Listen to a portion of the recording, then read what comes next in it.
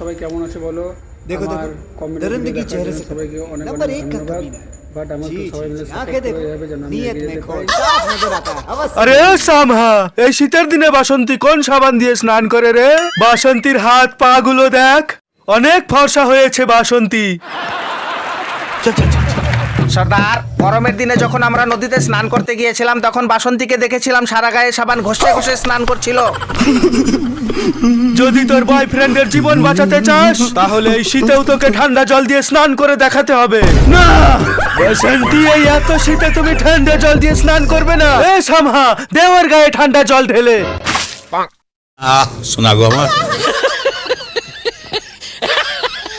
শোন বাসন্তী, তোর কাছে দুটো অপশন আছে, হয় আমাদের সামনে নেচে দেখা, না হলে তোকে ঠান্ডা জল দিয়ে স্নান করতে হবে। আমি পড়লেও করবো না, আমি এদিকে ভীষণ টাপ।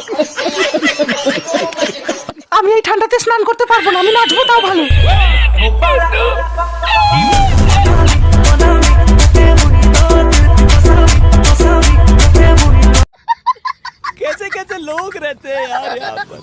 কিরে, তুই আজকেও চান করিসনি? বিগত 1 মাস হয়ে গেল তুই একদিনও চান করিসনি। এরকম করলে একটাও মেয়ে পড়বে না, সব মেয়ে তোর গায়ের গন্ধে দূরে চলে যাবে। আমার জন্য না হোক, মেয়ে পটাতে চাইলে আজকে চান কর।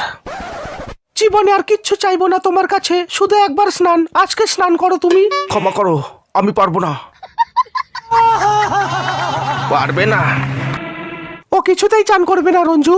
ও একদিন ওর বগলের দুর্গন্ধ শুকিয়ে আমাকে অজ্ঞান করে দিয়েছিল। আমি কিন্তু বৌদি নই জয়ন্ত। বৌদি তোমার বগলের গন্ধ সহ্য করে নিলেও আমি কিন্তু তোমার বগলের দুর্গন্ধ সহ্য করব না। আমার নাম রঞ্জু দা। আজ পর্যন্ত কারো বগলের দুর্গন্ধ শুকিনি, আজও শুকবো না। স্নান তোমাকে করতেই হবে, প্রয়োজন হলে জীবনের শেষ চান। চান করবে না? না রঞ্জু দা, বল স্নান করবি কিনা বল। দেখো জয়ন্ত, আমি তোমাকে শেষবারের মতো বলছি, স্নান করবে কিনা বলো। না, আপনি আমাকে মারতে মারতে মেরে ফেললেও চান আমি করতে পারবো না রঞ্জুদা, খুব ঠান্ডা লাগে। চান করবে না? না, ঠান্ডা। রঞ্জু, ছেড়ে দে ওকে। রঞ্জু, ছেড়ে দেবো? হ্যাঁ ছেড়ে দে। নোংরা ছেলে কোথাকার, এত করে বলছি একবার স্নান করতে পারছে না। কেন চান করছে না তোরা কেউ জানিস না, আমি জানি। জয়ন্ত যদি চান করে তাহলে আর ও হয়তো কোনোদিন বাবা ডাক শুনতে পারবে না। বাবা হতে পারবে না? জয়ন্তকে হঠাৎ একদিন পাড়ার লোকে ধরে স্নান করিয়েছিল। তারপরে জয়ন্তর টুনটুনিটা ঠান্ডায় একেবারে ছোট হয়ে গিয়েছিল।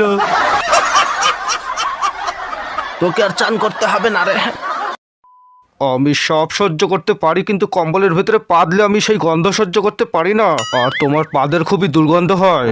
আমার পা এসেছিল তাই পেয়েছি, তার জন্য তুমি আমাকে দোষ দিচ্ছ কেন? তোমার দোষ এটাই যে তুমি তোমার পায়খানা চেপে পেট ফুলে থাকলেও শীতের ভয়ে পায়খানা করো না, আর গ্যাসগুলো কম্বলের মধ্যেই ছাড়ো। ভবিষ্যতে আর কোনোদিন তোমার পা দিলে কম্বলের ভেতরে তুমি পাতবে না। তুমি বা তোমার মা পাদলে তখন তোমাদের নাকে গন্ধ লাগে না? তোমার মা তো সারাদিন ভরম ভরম করে পাদ মারে, একদিন তো তোমার মা পাততে পাততে হেগেই ফেলেছিল। কাজল চুপ করো, মা শুনতে পাবে। আমি পাদলে দুর্গন্ধ হয়, আর তোমার মা পাদলে কি গোলাপের গন্ধ হয়? কাজল! থামলে কেন? মারো, আরো মারো। তোমার মা সারা বাড়ি বেঁধে বেড়ায়, তখন কোনো দোষ নেই, আর আমি পাদলেই যত দোষ হয়ে যায়।